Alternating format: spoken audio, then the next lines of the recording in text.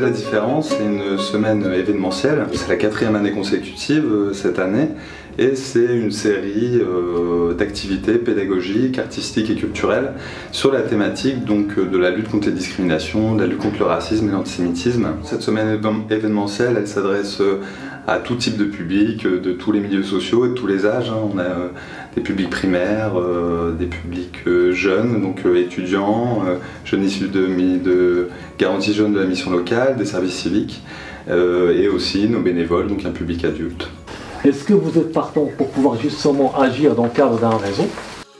La semaine Oser la différence a débuté par une rencontre entre partenaires institutionnels et associatifs. L'objectif de cette rencontre, mieux se connaître pour agir ensemble contre les discriminations.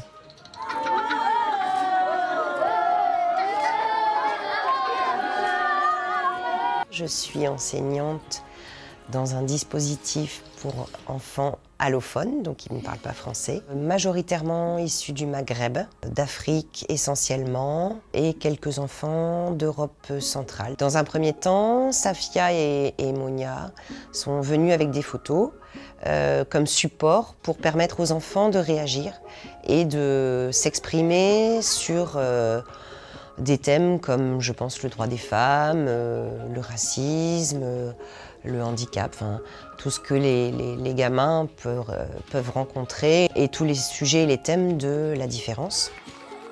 L'idée à la base, c'était de leur proposer, toujours dans l'idée de les sensibiliser à la lutte contre les discriminations, mais de leur proposer avec Safia de la compagnie Playmobil la possibilité d'exprimer peut-être des représentations qu'ils avaient sur les discriminations, mais comme il y a la barrière de la langue, et ben, tout d'un coup, ça a été naturel de leur proposer d'exprimer ça, mais avec le corps.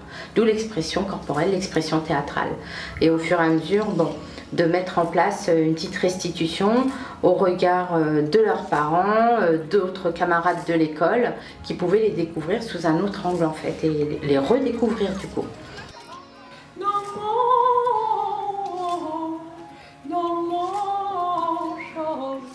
Ce spectacle en fait parle vraiment de différence pour le coup, et c'est vrai que ça parle aussi d'intégration, une façon de s'intégrer sans essayer d'aller sur quelque chose de brutal, parce que là un enfant vert ça fait penser à plein de choses, ça éveille l'imaginaire, on se dit bah tiens les martiens, c'est ce que j'ai entendu au tout début du spectacle, ça peut être quelqu'un qui vient d'ailleurs, ça peut être quelqu'un qui n'a pas vu le soleil, il y a une différence qui est là.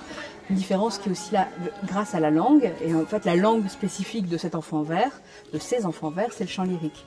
Et donc voilà, la question c'est de se poser voilà, comment on fait du coup pour justement passer la barrière de la langue, et puis du coup voilà, essayer quand même de vivre et de transformer cette expérience de façon positive. La collaboration avec Iris Formation, on s'est tout de suite bien entendu, parce qu'après tout, chez Playmobil, on travaille aussi ces questions-là, de discrimination, différence, rapport à l'autre, racisme, voilà, de manière plutôt poétique, hein, parce qu'on ne fait pas le même travail, mais du coup on s'est tout de suite entendu sur ces questionnements-là, et puis on est parti sur une collaboration pour cette 4e édition. Une menorah. Et le symbole juif, c'est plus ça. Mercredi, c'était une journée un peu spéciale parce qu'on est parti à Bruxelles. C'était une journée placée sous le signe de la découverte de l'autre. Donc le matin, on est allé à la rencontre du CJ, qui est une ONG située au cœur d'un des quartiers les plus pauvres de Bruxelles, et qui a pour but de promouvoir une Europe multiculturelle et respectueuse de cette multiculturalité. Le groupe est venu et on a fait une activité qu'on appelle le quiz, où il y a 25 questions, parfois des questions un peu pièges, donc des questions sur la culture et la religion juive et musulmane. Et la 25e question, c'est une question sur les points communs entre la culture et la religion juive et musulmane, parce qu'il y a beaucoup de points communs. Qu'est-ce qui évoque pour vous le mot? L'après-midi, nous nous sommes rendus au musée juif de Belgique, où nous avons participé à un atelier qui s'appelle Let's Meet a Jew, donc allons à la rencontre d'un juif, qui avait pour but de déconstruire les stéréotypes et les préjugés relatifs au peuple juif. Moi personnellement, étant athée, je ne m'intéresse pas du tout à la religion, mais ni au christianisme, ni judaïsme, ni rien du tout en fait. Et c'est vrai que j'ai appris beaucoup de choses, même si je connaissais certains termes, kippa, Torah, tout ça. En soi, vraiment, ce que c'était un mème, la chose, on va dire, j'ai appris. Voilà, ça a été très enrichissant. Et moi, au contraire, j'ai eu les réponses parce que je connaissais les stéréotypes, mais je savais pas du tout d'où elles venaient en fait. Et du coup, j'ai pu poser la question et du coup, il m'a répondu en fait, tout simplement. J'ai aussi issu de l'immigration. Du coup, il y a des paroles, certains textes qui me parlaient plus que d'autres. Comme toute culture, le rap, c'est un reflet de ce qui existe dans la société. Parce que des fois, on peut être victime de discrimination, d'injustice, compagnie. Et ça permet de poser des mots, et l'air de rien, ça permet potentiellement d'être plus constructif, en prenant un peu de recul. Que des blancs sur scène qui parlent jamais de racisme. Quand nous et les copains, on le voit autour de nous, il y a un manque. Et effectivement, quand on a découvert le rap, c'était quelque chose qui nous parlait davantage. Aujourd'hui, c'était une journée complète avec des jeunes de différents horizons venant de la métropole lilloise. On a eu vraiment l'occasion de débattre sur la thématique du rap. Pour cela, on a eu la chance d'avoir comme invité un sociologue qui nous a un peu donné des billes sur les lectures de la musique rap, et aussi la rencontre d'un artiste qui nous a expliqué son parcours et qui nous a aussi donné la grille de lecture des artistes rap en général d'hier et d'aujourd'hui. C'est marrant parce qu'on a beaucoup parlé de sociologie en vérité sans jamais dire le mot.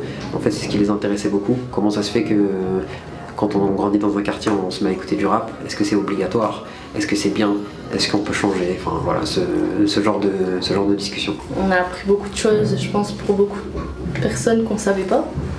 Puis c'est toujours intéressant de savoir d'où les choses viennent, ce qu'on écoute. Enfin ouais, intéressant, je dirais. Ils sont désormais 9 millions en France.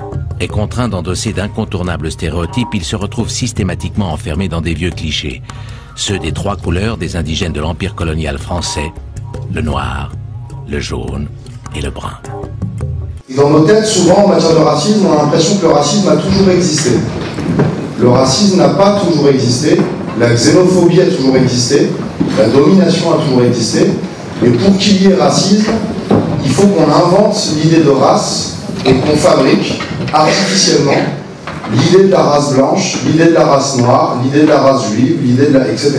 On va clôturer la semaine Oser la différence avec un ciné-débat, là plutôt du côté de Roubaix. On aura l'occasion de voir un film documentaire qui date de 2005, qui s'intitule Paris Couleur, qui a été écrit par l'historien Pascal Blanchard et son collègue Éric Deroux. C'est très important pour nous de diffuser ce film documentaire Paris Couleur qui traite vraiment de la construction des imaginaires sur les communautés noires, arabes et asiatiques en France. Terminer avec le côté histoire, c'est un peu la boucle pour couvrir donc la thématique centrale qui nous anime aujourd'hui, c'est la lutte contre le racisme, l'antisémitisme et la lutte contre les discriminations. Réseauter, s'exprimer, découvrir, comprendre, débattre et apprendre, tel a été le fil conducteur de cette 4e édition d'Oser la différence. Je pense que des semaines comme celle-ci, outre la faire une fois dans l'année, on devrait la faire tous les jours. C'est des actions citoyennes sur des thématiques plurielles, discrimination, etc. qui sont très très importantes parce que dans un monde qui bouge si vite, dans un contexte local, national, international, où les actes homophobes, antisémites, anti-islam, etc. sont de plus en plus nombreux, il est de notre devoir en fait de provoquer des rencontres comme celle-ci, d'avoir un discours commun pour aller contre ces actes barbares, tout simplement.